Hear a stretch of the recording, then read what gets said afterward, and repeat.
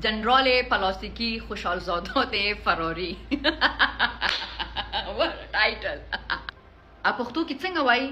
چې څنګه مخ هغسې سپېړه خوله ماته جواب به درکوم ستا مور به راکاږم ستا خور به راکاږم ستا لور به راکاږم ستا ښځه به راکاږم او ښه سره رایاد شو جنرال فراري هغه د بچو ډي ان اے ټیسټ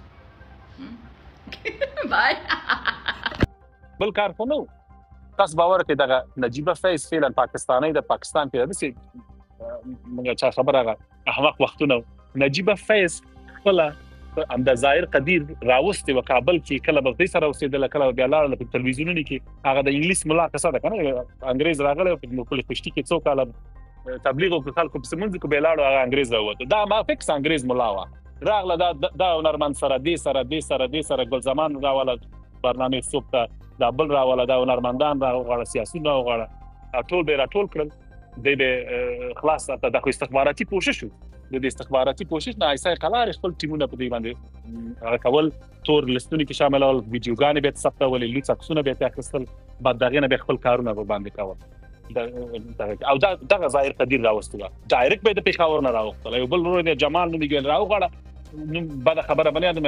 دی خو کندي باغي پښتو کوي بخای ویلې نایزه اقباله بخای ویلې عاجل همدغه ماښام یې راوختله پېښور نه ډایرکټ لنډ کروزر کې راوختل جلالباد ته ویل راغواړي یې داسې رقم کسان نو ما ځکه ویل دی د خدای دې نه بدتر کړي دا ټول د وطن داسې خرڅ کړی دی عامې تجهیزات ټول ته خرڅ کړل بیا ناټو راغله په انسانان یې خرڅ کړل په خلکو باندې بګرام او په کندهار او په هلمند کې بیا یې هغې نه ورپسې تجهیزات ټول خرڅ کړل پاکستان خو خوشحاله و چې امریکا به وځي بیا به د افغانانو پیسېګانې ټولې به راځي او پاکستان ته به تسلیمېږي دا نظام به چپه کېږي دا تجهیزات او تیارې به ټول موږ ته راځي خبر نه و چې اوس د طالبانو رسم گذشت دا نظامونه چې ګوري دا سر ټاکوي چې څه بد مې وکړو خدایه خو په غم اخته شوم ما خو غوښتل چې بیا د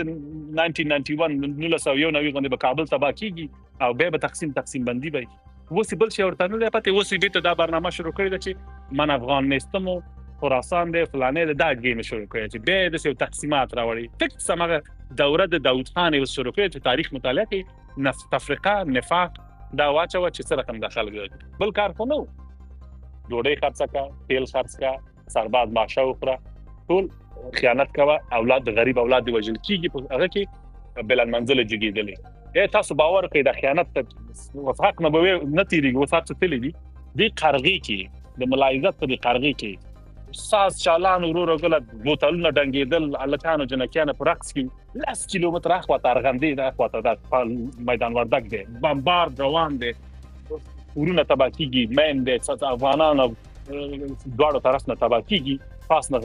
بمبارد نه کېږي مړي دي او دې خواته دمبوره چالانه حقیقت نه ولې تېرېږي همدا مجاهدینو که نه خو ملا عزت څوک د استاد سیاف قمندانو قرغې ټوله دغه منطقې تقسیم کړي نو په دې کې د حقایق د دې وطن حقایق دا چې دغه نور نو ریبه شو په 2021 نه مخکې دا سقوط خبره وه ځکه زما د موضوعات مې یادوري کړې وه په ټویټ کې بیا هم سره نه جوړېدل په تذکرې الکترونیکي کې د دې جنجال و په بستونو کې د دې جنجال و چوکۍ په سر باندې د دې جنجال و همدې خپله ظاهر قدیر یو وخت چغې والې چې دغه دی چې 280 میلیونه ډالر لرمه کوم ځای ته پاتې شوي دي دا وویل چې ته کم تجارت دې درلودو چې 280 میلیونه ډالر ته پاتې شوي په همدې جرم باندې به نیسي نو